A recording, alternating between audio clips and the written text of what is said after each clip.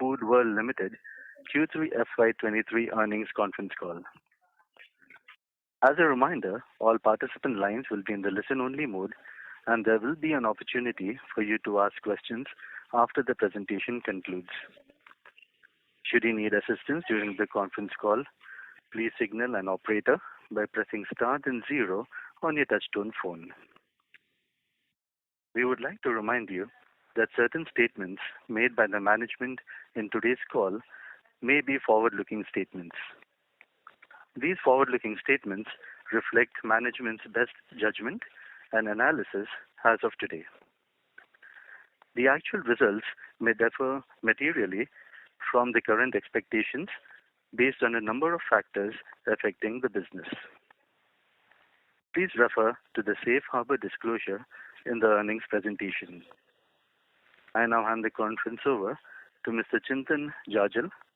Thank you, and over to you, sir.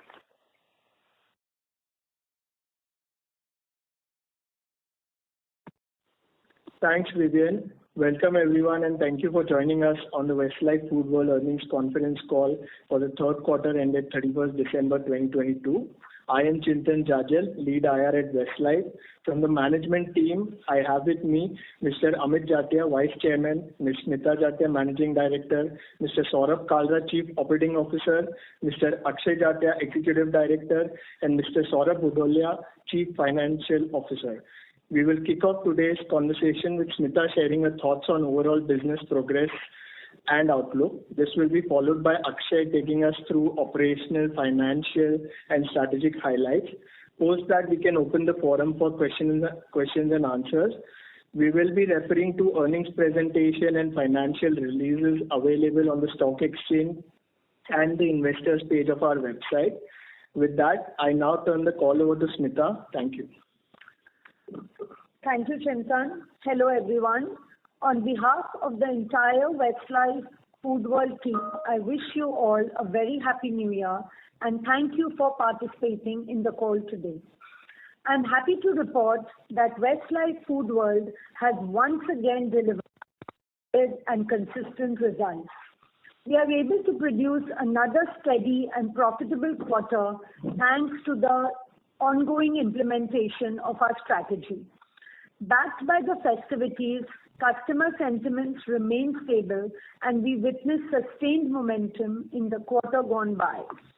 This, coupled with menu innovation, convenience, and a strong value proposition, helped us to serve our existing customers besides attracting new ones. We witnessed consistent growth in both our on-premise and off-premise channels owing to the strength of our omni-channel continuous focus on cost optimization and operational excellence. Our outcomes demonstrate that we have developed a robust business model and a much-loved brand as a result of our clear and convincing strategic approach. We are committed to consistently reinventing our to keep up with the shifting market trends. Our expansion plans are on track towards opening 35 to 40 new restaurants in FY23 and 580 to 630 more by 2027. Growing at this pace, we are in a strong position to deliver accelerated business results, generate long-term value for all our stakeholders. I am delighted to inform you that Saurabh Bhudolia has joined our team as CFO. We are confident that he will play a key role in Westlife Foodworld. Finally, I'd like to thank all our employees and partners for their hard work providing excellent value to our customers. As a company, we pledge to prioritize consumer experience and productivity, building on our emerging digital advantages and providing differentiation in the marketplace. I want to express my gratitude on behalf of the entire Westlife family for your support and belief in us. I will now request Akshay to share the operational and financial highlights of the quarter gone by. Thank you. Good day, everyone. I wish you a great 2023. It gives me immense happiness to share that we have posted market-leading performance with outstanding results across all parameters. In Q3 FY23, our record-breaking revenue of rupees 6.1 billion increased by 28% year-on-year. This was supported by a 20% increase in same-store sales on the back of a healthy rise in guest counts. Even on a pre-COVID basis of FY20, we saw over 40% growth in sales in Q3 as well as 9 months. Healthy consumer adoption of our digital channels like the global McDonald's app and self-ordering kiosks added to our in-store digital-led sales. As a result, we crossed over rupees 2 billion of average monthly sales, with highest ever sales in October and subsequently in December, also helping us to gain market share amongst QSRs. As you can see on slide 5, our average sales per store in trailing 12 months increased to a new high of rupees 64.7 million. Our 3 pillars of burger meals, chicken, and McCafe continue to drive our differentiated results. Menu initiatives like McCheeseburgers and the Kit Kat collaboration saw great consumer response. Simultaneously, we augmented our brand affinity through memorable brand campaigns, which are meals and family focused. Fried chicken also continues to do well in the South. As you all would be aware, we also introduced the Chicken Big Mac for the first time in India in January. We will try and share an update on this next quarter. Moving on, I think consistency in growth across West and South markets served as the foundation for our impressive third quarter performance. On a pre-COVID basis, non-metro towns continue to grow at 1.5 times the rate of metro markets, reinforcing our belief in the emerging markets opportunity. If we look at channels, the growth trend has been broad-based, with the on-premise business maintaining its streak of healthy growth and gaining significant traction, while our off-premise business continued to rise steadily, yet again clocking double-digit growth and the best quarter ever. Overall, the on-premises business clocked 42% year-on-year growth and 23% over the pre-COVID base, while the off-premise business grew by 12% year-on-year and 85% over pre-COVID base. It also gives me pleasure to say that more than 57% of the system's total sales were made through digital channels like our mobile app, our self-ordering kiosks, and our McDelivery channel. We saw higher sales growth in our own channel, the McDelivery platform, owing to enhanced consumer affinity and festivities. The performance in delivery is also a strong reflection of all the work that our teams have been doing at the back end, which is leading to best ever scores in business operating KPIs. I believe that having a strong foundation through efficient operations will be key to serving the humongous consumption appetite of India. On to slide number 7. We saw an all-round improvement in profitability with EBITDA margin at 18% reaching an all-time high. Our supply chain cost initiatives, along with better product mix and calibrated pricing actions to mitigate inflationary pressures, resulted in a 52 basis points year-on-year and 141 basis points sequential increase in gross margin to 66.9%. The gains further percolated to the restaurant operating margin, or ROM, which was up a healthy 35% year-on-year to rupees 1.45 billion, implying a margin of 23.8% as against 22.6% last year. Our Q3 operating EBITDA of rupees 1.1 billion and margin of 18% was helped by enhanced operating leverage. Our staff cost as a percentage of sales was higher on a year-on-year basis on account of variable payouts. However, on a 9-month or annualized basis, it was much lower than last year. Nevertheless, this is the third quarter in a row where we saw sequentially improving EBITDA margin. Our cash profit after tax stood at a record rupees 753 million, implying a margin of 12.3%. We continue to maintain a strong balance sheet and liquidity position. Our operating performance will continue to generate healthy free cash and fuel our growth in the future. We are on track with our network expansion targets. We added 6 new restaurants in Q3, taking the total to 341 restaurants, including 288 McCafes, 67 drive-through eateries, and 205 EOTF restaurants. A key highlight was the rapid modernization of our stores, making them more relevant for digitally savvy customers. Over 60 stores transitioned to the EOTF format during the quarter. Also, 6 new stores have been added in January as of today. Hence, overall, we retain our target of opening 35 to 40 new stores in FY23. In order to increase brand affinity, we launched several new brand campaigns under the umbrella of Festivals Make Families. To further reinforce our commitment towards fostering inclusion, we unveiled a new brand film under our marquee Eat Qual initiative.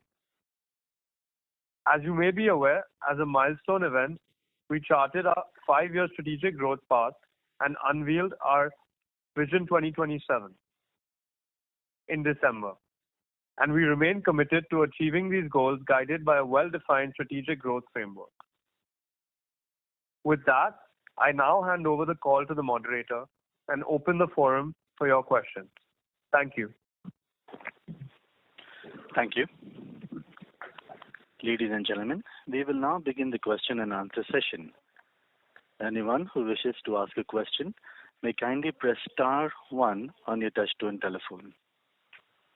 The operator will take your name and announce your turn in the question queue. Participants are requested to use handsets while asking a question. Ladies and gentlemen, we will wait for a moment while the question queue assembles.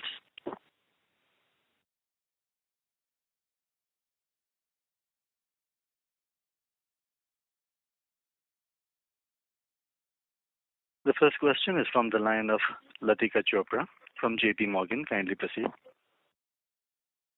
Yeah, hi. Thanks for the opportunity. My first question was around your same-store sales growth. Would it be possible to give us a flavor of, a broad breakup of this 20% SSG in terms of increase in average ticket size versus number of transactions growth? Hi, Latika. This is Amit here. Thank you for the question.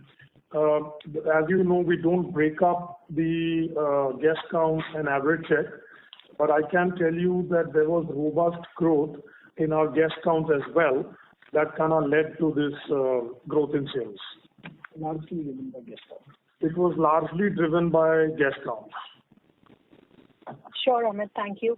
And my second question was around, your broader thoughts on the overall demand environment. Clearly, you have gained market share and, you elaborated, the key vectors of growth for you.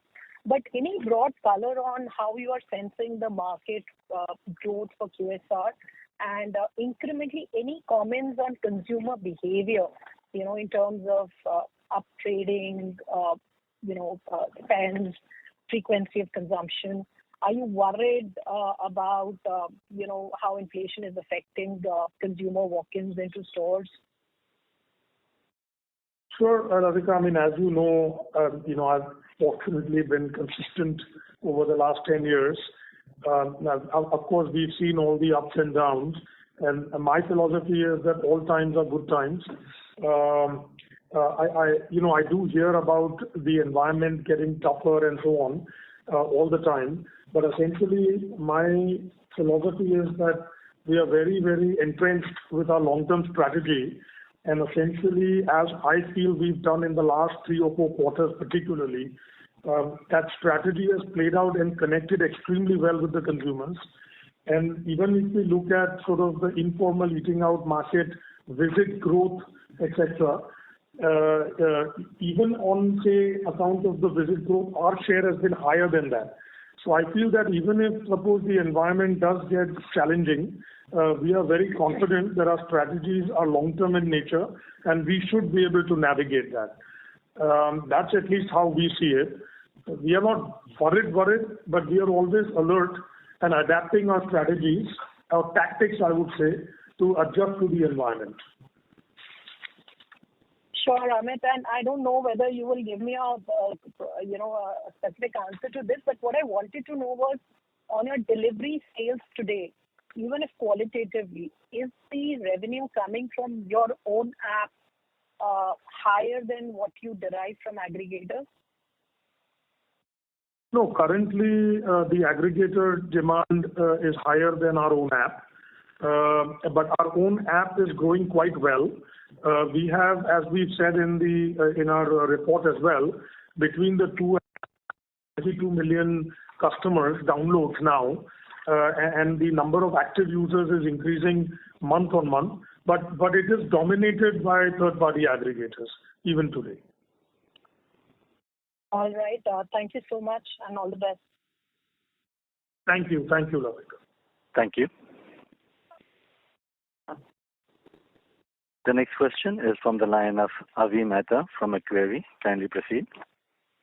Hi, thanks for the opportunity. I wanted to just build up on the earlier participant. Just could you give us a sense on how's the inflation scenario right now as we speak, and whether if we have taken any additional price hikes?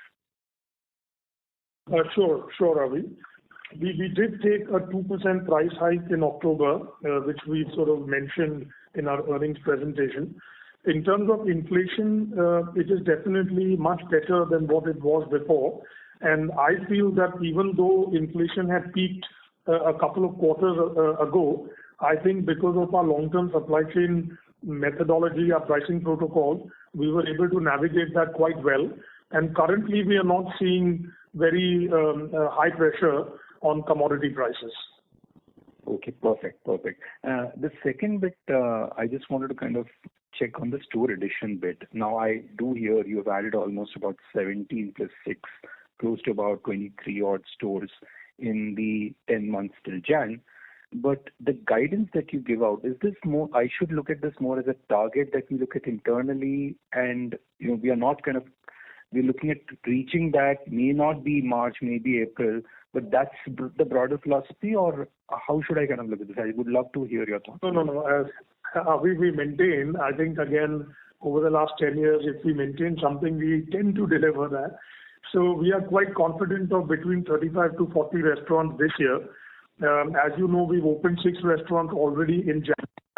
The pipeline is very strong because we look at ground breaks in the last quarter, and therefore we are quite confident to be in that range. And whatever sort of our Vision 2027 talks about, we are completely committed to making that happen, and you will see that happen year on year. So we stand by what we had talked about. Perfect, Amit. And lastly, Amit, just a bookkeeping, if you could just, someone could help clarify the reason for this, sequential increase in employee cost, because otherwise, ADS is all up, gross margins are awesome. So that is the only thing that I wasn't able to understand, and if there is any one-off over there. Sure. No, in fact, that's why we kind of covered that in the commentary. I've always maintained that particularly such costs should be looked at on a 9-month basis. And if you look at on this, from 5.9, we are at 5.3% of sales. So it has grown far lesser than sales, which is the operating leverage that we talk about. In this particular quarter, it had to do with bonus, and it had to do with provisions around ESOP and things like that, which kind of took the cost slightly up. Because given the results, that's something that we felt we would like to accrue already. So that's the quarter looks like that, but on a 9-month basis, you will see that we are all right. Perfect, Amit. That's all from my side, and congratulations on this performance. Thanks very much. Thank you, Avi. Thank you. Thank you. The next question is from the line of Kapil Jagasia from Nuvama Wealth. Kindly proceed. So first of all, congratulations on a great set of numbers. I have 2-3 questions revolving around the store network. So first of all, your presentation states that non-metros growth is 1.5 of metros in this quarter. So is this demand coming from smaller towns like amid this high inflation scenario, would you see the demand coming back, and would this warrant in any change in our store opening mix of 60/40 in the future? Let me ask Saurabh to take the question. Saurabh. Yeah, so we've seen what we wanted to pinpoint that there is a lot of opportunity available to us, especially in non-metro towns. Metro town opportunity continues to remain strong, and we're leveraging that. And non-metro, what we've seen is the demand has grown dramatically from pre-COVID levels. We do not see any softness as far as that is concerned, and we're fairly committed to all-round growth, where we will have growth coming out of both metro cities and non-metro cities. This is the larger point we wanted to make. Correct. So, I'll just build on that. As I've always maintained that we are only in 60 cities in our territory, while there could be 130 cities that have the potential. Clearly, that kind of goes back to the 580 to 630 restaurants that we are talking about, that opportunity is presenting itself, and the performance in these slightly smaller towns has been very robust. I think that's really the point we want to make. So would there be any possibility that the price hikes which we would have taken, that would be only applicable to metros and not so much to the non-metros? The average would be more higher in metros. Would there be a possibility of that? So while we don't give a breakup, when we are saying 2% price hike, it's a weighted average price increase. So what will happen is 4% something we don't take a price hike. It's product by product, it's restaurant by restaurant, and the composite score of there is 2% price increase. So we will not be in a position to give the breakup store by store out here. But what you need to understand is broadly 2% was the cumulative price increase which we took. And normally we would not differentiate between metro and non-metro. But product by product we would go about it, and some restaurant consideration are always taken. Okay, thank you for that. My next question is, could you provide some color on this average revenue per store going forward? Because this quarter, the average revenue per store seems to be around, say, 7.2 CR per store. So, is this the peak for now, as you would be opening new stores at a higher rate going forward? So, I've got this question for now many, many years. When we were at 5 crores, also the question was, has it peaked when it's at 6? So we don't think that globally, when we look at the performance of the brand, even today, after 70 years of existence, comparable sales growth is part of our DNA. So the simple answer is absolutely not. Our DNA is to grow same-store sales quarter on quarter, year on year. And therefore, while we've done extremely well with 7.1 crore, pretty much the highest in the industry, our ambition is to take this much higher than where we are today. Yeah, and also if you look at the presentation, also it's also a seasonal business. So I think the key metrics which drive us is same-store sales. And you will see same-store sales being differentiated in the marketplace quarter on quarter, driving to the higher average unit volume sales. So it is as simple as that for us.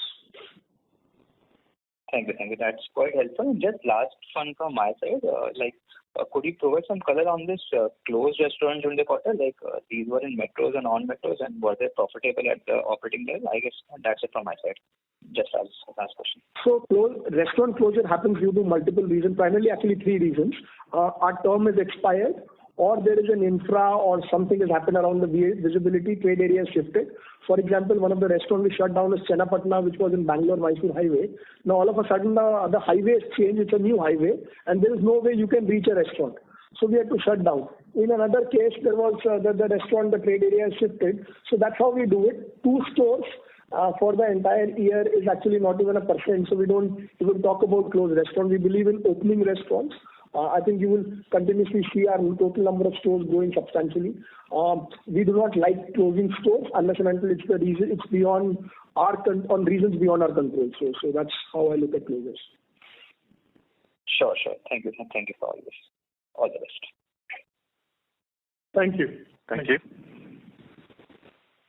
Participants are requested to kindly restrict your questions to 2 per participant. Time permitting, you may return to the queue for follow-up questions. The next question is from the line of Shirish Pardeshi from Centrum Broking. Kindly proceed. Hi, Amit. Good evening. Thanks for the opportunity and congratulations for achieving the excellent numbers. Just two questions. On slide 5, when I'm reading, chicken portfolio is being augmented and Chicken Big Mac we have launched in January 23. Finally, this. Sorry, you're too soft. We can't hear you. Can you be a little louder, please? On slide 5, I'm reading chicken portfolio has been augmented. So maybe the question there is that which all restaurants we have got, or whether finally in the West we have introduced.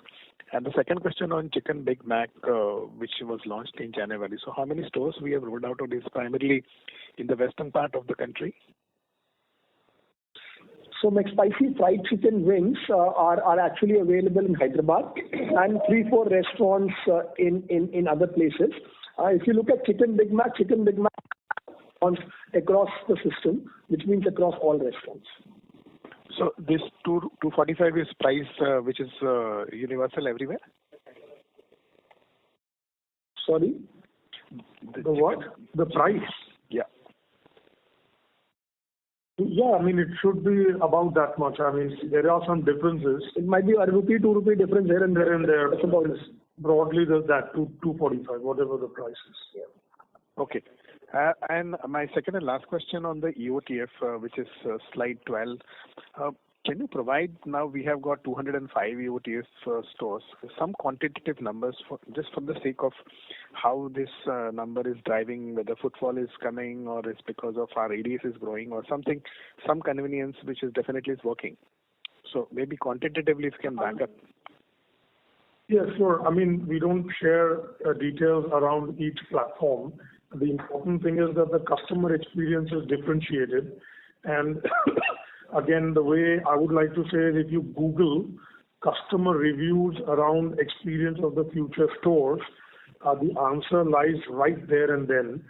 Typically for QSR, Google reviews range between 3 to 3.3, while our, out of 5 of course, while EOTF would range between 4.2, 4.3 to 4.5 out of 5. So that itself automatically leads to a better customer experience that leads to better sales. We believe that we have the largest portfolio of modern stores around QSR in the country. It's also redefining the QSR experience, and we think eventually customers will insist on this experience from all QSR brands, and that is where competitive advantage comes to us. So that's how we think about it. Obviously, financially, we are finding that it does make sense, and not only in India but globally, there is a big move towards experience of the future. Luckily for us, if you look at it last quarter, the same store sales growth is largely driven by dine-in, and EOTF, McCafe together augurs extremely well, and I think you will see the differentiation in the dine-in results and overall growth amongst the other competitors. Thanks, Amit. I do agree, and I have seen the customer reviews. I'm more inclined asking this question primarily what kind of footfall growth we are seeing. And obviously the numbers are panning out, and I have visited at least 3 stores in last 1.5 months. So I'm pretty excited on that, but just one follow-up here. Out of 341, you have already done 205. So to reach to 300 plus, do you need a lot of time, or it's conscious that we are developing slowly? No. I mean, I think last quarter we did 60, so that's a testament to the speed. But it has to be clubbed in with various other factors. So there are many things involved. It's not just that you pick up and convert, but the target is that within the next 12 to 18 months, within the next 24 months, we will be 100% experience of the future stores. Because all new stores are opening as experience of the future, and therefore we just have to bridge the 150 gap, which will take 12 to 24 months. Wonderful. Thank you, Amit, and all the best to you. Thank you. Thank you very much. Thank you. The next question is from the line of Devanshu Bansal from MK Global. Kindly proceed. Yes, sir. Thanks for the opportunity and congrats on leading SSG at about 20%. Sir, I wanted to check if this SSG of 20% also includes some component of low base, as we were relatively more impacted last year because of higher presence in South and West. Yeah. So if you look at it last year was the first time we announced on October, November, December that COVID was behind us, and we had recovered fully, in fact, done a growth on top of pre-COVID numbers. So for us, October, November, December was a regular quarter in which we had shown growth over pre-COVID, and this October, November, December is actually on a stable base, is how we look at it. So we've looked at it as a strong quarter, delivering strong results, including October, November, December. So that's how we looked at it. Got it. And so this compared to our sort of outlook of about high single-digit SSG for the next few years. So this number, if it is normal, then it is significantly higher. So are we relatively more conservative on the near-term outlook that we have sort of portrayed? No, so, as you know, we never talk about near-term outlook is what it is. I mean, quarter on quarter is very hard to, talk, but we talk normally on a 3-year, 5-year horizon, and on a yearly basis, a sustainable same-store sales growth, as I've maintained, is always sort of 6 to 9%. And of course, as our strategy is playing out, we've been able to deliver, pretty strong numbers. So, I would like to leave it at that. Got it, sir.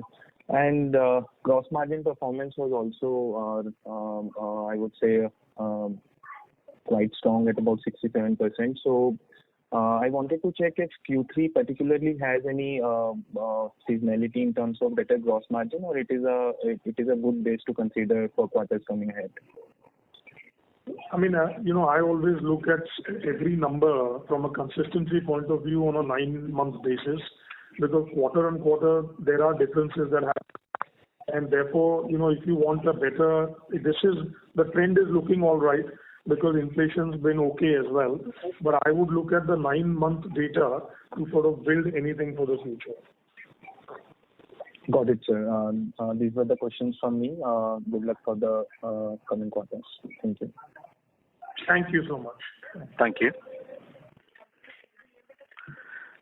The next question is from the line of Gaurav Jogani from Axis Capital. Kindly proceed. Thank you for the opportunity and congratulations on the great set of numbers. So my first question, is with regards to a couple of clarifications.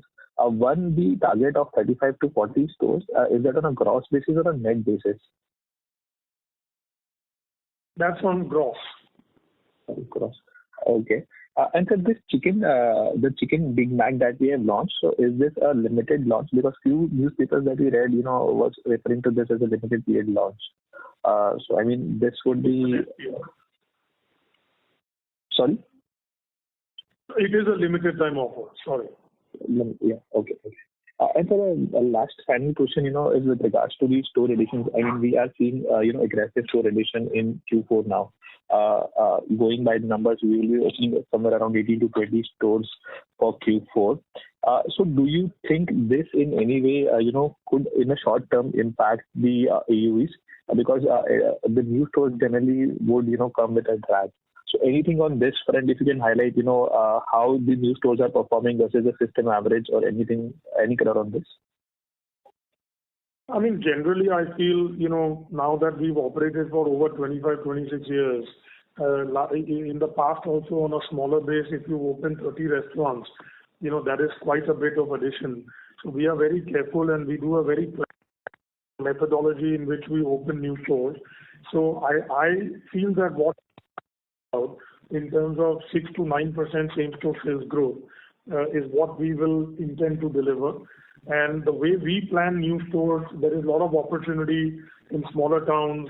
We just opened our second store at the airport in the domestic terminal, which has absolutely zero impact on anything. So there are a lot of trading areas that have no impact, and there are some trading areas where there is impact and it grows. But on a base of 350 stores, we feel that we can absorb this. We will not shelter ourselves in saying that by all these openings our comps are going to be under pressure. Yeah, the intent is to deliver single-digit high numbers, and we do believe that there are enough open markets where it will not impact same-store sales growth. Sure. Actually, the question was more relevant to the newer ones. I mean, if you can just highlight how a particular store generally, grows over a period of 2 to 3 years. So, for example, if in the first year it would be like 60% of the system average, then it goes to 80 and then 100. So, Gaurav, I mean, it depends on market to market. So, I mean, it's not that I've not heard this question before. The important thing is, even if it opens at 100, yeah, it continues to grow as the trading area settles down. A store could open at, you've just heard that 7.1 crore is our average volume. A store could open at 10 crores. But if it opens at 10, it will go to 11. It will grow in the following quarters. There is no set number, but the important thing is it grows from once it opens. Sure, sir. That will be all from me, sir. Thank you. Thank you, Gaurav. Thank you. Participants, if you wish to ask a question, kindly press star 1. The next question is from the line of Nihal Mahesh Jham from Nuvama. Kindly proceed. Yes, sir. Thank you so much and good evening to the management. So a couple of questions on my side. First, you mentioned about the 2% price hike in October. What would be the cumulative hike you've taken over the last 12 months? Yeah, it will be around in tune of around 7%. 7%. That's helpful. The second question, I'm just going back to our performance versus the industry. I just wanted to understand one aspect of this was that over the last 12 months, I think we've been the most aggressive in terms of new product launches, and I'm counting even the chicken portfolio as a part of that. In your reading, do you see that has been a key driver of maybe the footfalls or in a way the significant SSG that we've been seeing this quarter and maybe over the last couple of quarters? If there is anything you could highlight on that. So I think we have laid down actually in the investor deck also that there are 3-4 in the informal eat out construct. We were already leaders in snacking. We're the only player who do breakfast, and post dinner also we were leaders by far. There was a game to be played for meals during lunch and dinner. And we were very strategic, and this need arose right from the time only delivery was available during COVID, and we were very serious about it to be able to take this opportunity head on. And for that, we have talked about 3 pieces, right? 3-piece meal, which is the burger meals, the gourmet burger collection, and the fried chicken in South, right? So I think these 3 have augured extremely well. We haven't been actually very aggressive in launches. Very few new additions on the menu, but they've all been strategic. They've all been strategic imperatives in order to grow market share in meal. And whatever you see is a result of us being strategic rather than being random in terms of product launches. In fact, you'll be surprised to know that we've got only a very, very few SKU addition when we have done all this work in the last 2-3 years. Sure. So what I was maybe referring to is that if you count gourmet, the chicken range and maybe the next cheese range that you recently launched, is it that has become a significantly higher proportion versus pre-COVID? No, I don't think so. I mean, see, these are building blocks. That does not take away from the aloo tikkis and the McVeggies and the McChicken. You have to understand, that's what Saurabh was trying to explain, that it's not a product strategy. It's a occasion strategy. Yeah, it's about meals. It's about relevance of that occasion. Okay, so what meals do is builds lunch and dinner. And these products are bigger products and that helps. But that's not replaced the aloo tikkis of the world and the McVeggie and our McChicken, our spicy chicken. That portfolio continues to do quite well. That is very helpful, sir. Thank you so much. Thank you. Thank you. The next question is from the line of Amnish Agarwal from Prabhudas Lilladher. Kindly proceed. Yeah, hi sir, congrats on good set of numbers. I have a couple of questions. First, I think during the commentary, perhaps Akshay mentioned that the manpower cost had an element of, you can say, one-time variable, you can say, incentives paid to the employees. So it would be good if you can please quantify the same. That is one. Secondly, in the previous quarter, we have added 67 stores. We have converted to EOTF and 15 McCafes we have added. So what could be the capex on account of these particular, you can say, conversions? And does, you can say, these conversions plus the 15-20 stores which we plan to add in a matter of 1 quarter, so was there some front ending of expenses with regards to manpower or overheads ahead of the openings of these stores? So these are my 2 questions. Sure. I mean, per se, we don't share breakup of our G&A growth, but we gave you the key reasons why the percentage has gone up.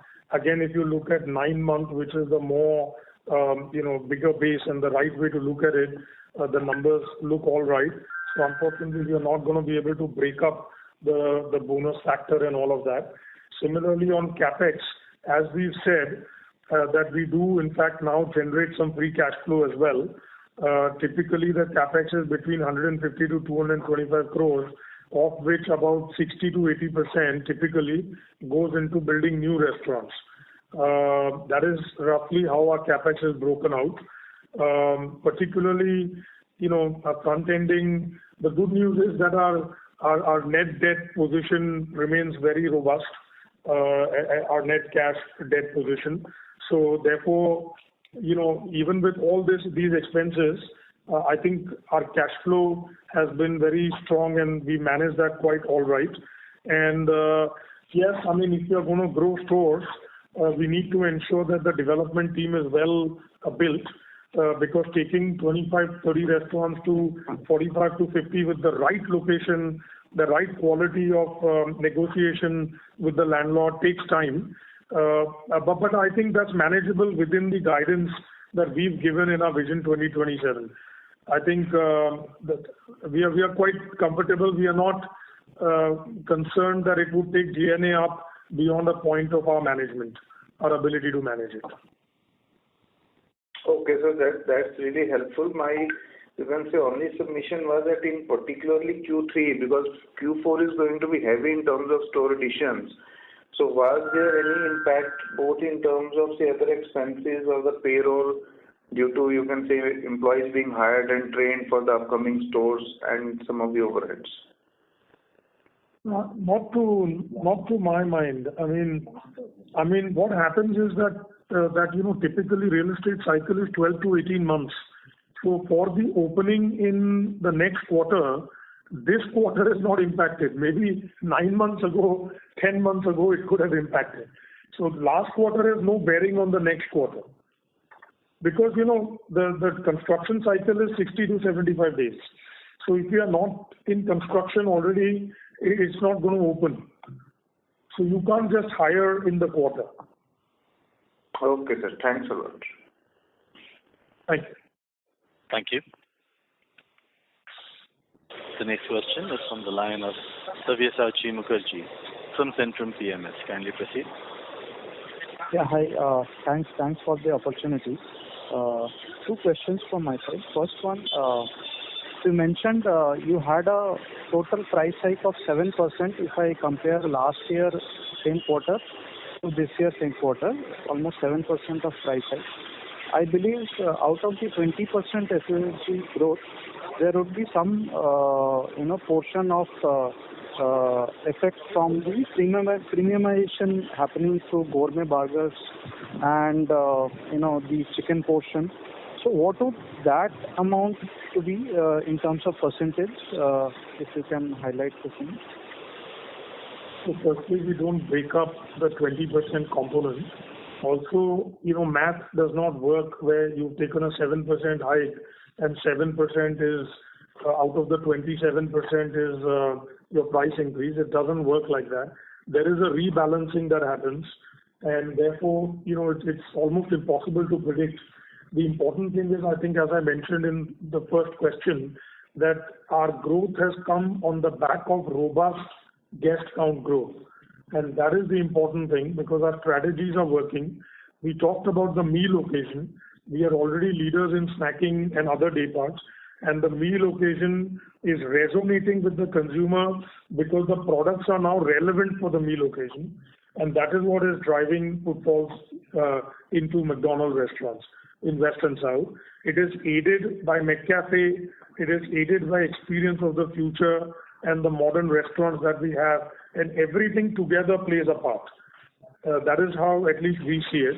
Again, for example, when you go to an Experience of the Future store, there's a very nice looking restaurant with McCafe. People come in bigger groups sometimes. There'll be more coffee buying, which pushes the average check up. So it's a combination of all of that. Price hike does not total up in the way you would suggest it. No, actually, FMCG, that's where you will calculate that this is the price increase, this is the product.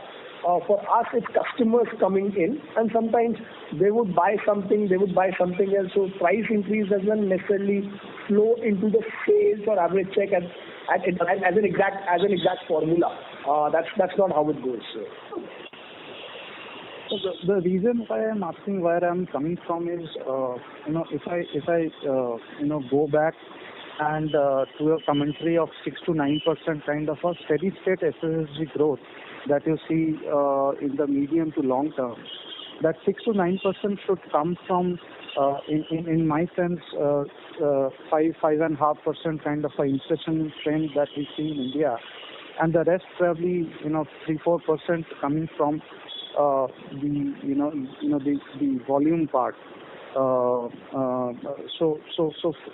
from a footfall perspective, I just wanted to understand that how much of this 20% would have been contributed by the footfalls or the guest counts. Is it 10% or more than, and is it in double digits or single digits? Any I'll explain color on that. whatever best I can. One, you can look at our history. Number two, we typically take price increase of about 3%, 2 to 3% a year. And therefore, like I explained to you, the math is not complete because many times customers trade down if they don't like the price increase as well. So you are not able to capture the entire increase. But basically, our DNA is about growing guest counts. Our DNA is not just about growing average check. But to give you an example, what happens is, let's say when we introduce McCafe, somebody was coming in for lunch and now they like our coffee. So they've added a coffee which is 99 rupees at that time, let's say. So what that has done is increase the average check. You understand? So we've been able to get the consumer to buy more. Second example is that when you look at meals, right? Obviously a meal is a part of 3 pieces that you buy. If you versus buy only one aloo tikki when you come, but if you are coming for the meal occasion and buy a meal, what happens is your average check goes up. But now the consumer is now in their mindset, they know that there is good coffee at McDonald's. So we get one extra occasion of visit as well. And because I'm again making this up just to make my point, that they like the coffee, they could say, oh, at McDonald's we like the coffee and there is a meal, why don't we go there for lunch? So the brand starts becoming more relevant and usable for them. So this is how it plays between growing average check, price increases and footfall growth. Price increases normally only to, the way I see it, is to only manage inflation a little bit, but we push ourselves harder to grow sales through guest counts. So you are suggesting, so just to summarize, are you suggesting that the same customer is probably coming more number of times because of the options he or she is getting, and whenever he or she is coming visiting your restaurant, they are also ordering more than they used to order, and that's how the average check size is going up? Is that what you are suggesting?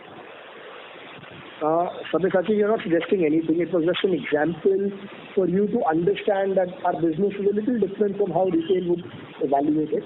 Our business is average, which is average check, which is per order bill value, multiplied by the number of customers who come.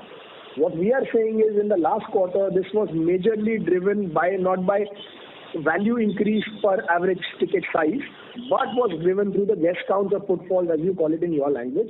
We are not ready to give you a breakup at this point in time, but largely the vast majority of this growth has come out of the guest counting. And I'll give you one last example. I've made it before, but it's a better offline conversation than on the earnings call.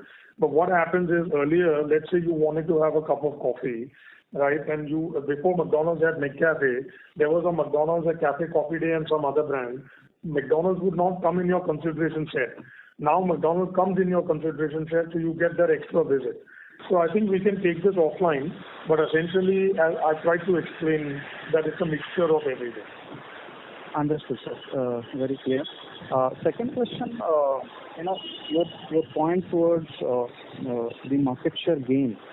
As I see, probably it's a very small sample set, but then if I look at stores in Mumbai, there is one another competitor that has come up with their cafe proposition. So, how do you see, the competition growing and the, coffee business, is it kind of, affecting you or, it doesn't really affect at this point of time? How do you see competition right now? Competition's been around for the last 25 years in different forms. And just because a competitor launches coffee does not take away from where we stand long term.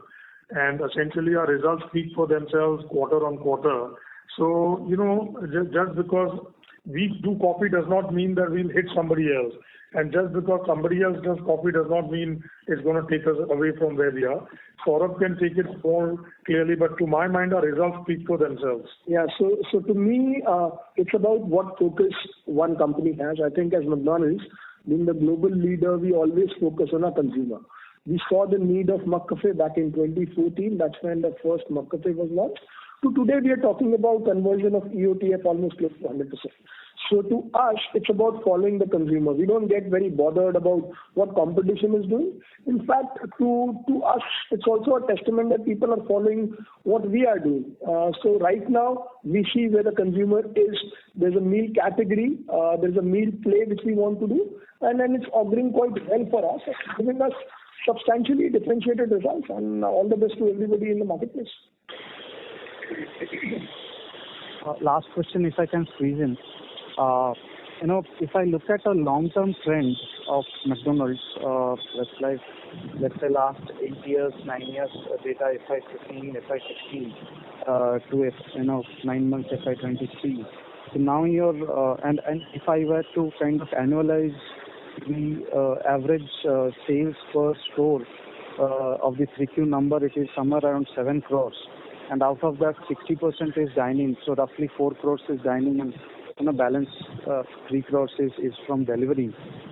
This number, dining number, 4 crores number, way back in FY15, 16 was somewhere around 2.8, 2.9. Then if I do a 7-8 years CAGR, the number comes around 5.5%, which is very in line with the inflation that is there in India. The question here is again boils down to the average sales per restaurant. That is people goes on asking that where do your numbers settling in? Do you see the same kind of CAGR going ahead, 5.5%, 6% kind of a average increase? All I can tell you is that we talked about in 2016 that we were at 4.5, 5 crores. Today we are 7.1. Where the business is coming from is irrelevant. The important thing is we are capturing the customer occasion to eat out. And as I have maintained, this is going to continue to grow. We've given you a sense of the 6 to 9%. Okay, and we've given you a sense of 2027, and that's really where we are. Okay, thank you. That's all from my side. Thank you. Participants, if you wish to ask a question, kindly press star 1. The next question is from the line of Amrita from Wealth Managers India. Kindly proceed. Thank you for the opportunity. My question is regarding the breakfast menu. As in, how many stores offer breakfast menu right now, and what is the plan going ahead? And the second question is regarding, again, how does the breakfast menu contribute in the revenue per store and also the restaurant operating margins? Thank you. So while we don't give out individual breakups of what contribution each day part has, I'm pleased to tell you that we have got around 30-35% of our restaurants which serve breakfast. And this is typically between 7 o'clock in the morning to 11 o'clock in the morning, and that's when we change the menu completely to the regular menu. So breakfast for us is a huge opportunity, especially on highways, etc., where there is a big morning business. In key cities like Mumbai and Bangalore, we've got substantial number of stores doing breakfast. For us, breakfast is a growth lever which will play at some point in time. Right now, we're more focused towards meal as an occasion. And then primarily burgers, chicken and coffee are the three areas where we see right now we need to have our laser sharp focus on. Thank you. Amrita, any further questions? Thank you. Thank you. Thank you. Thank you. Ladies and gentlemen, that was the last question. I now hand the conference over to the management for closing comments. No, just wanted to thank everybody for taking the time to join us today. Have a lovely evening, and we'll talk again soon.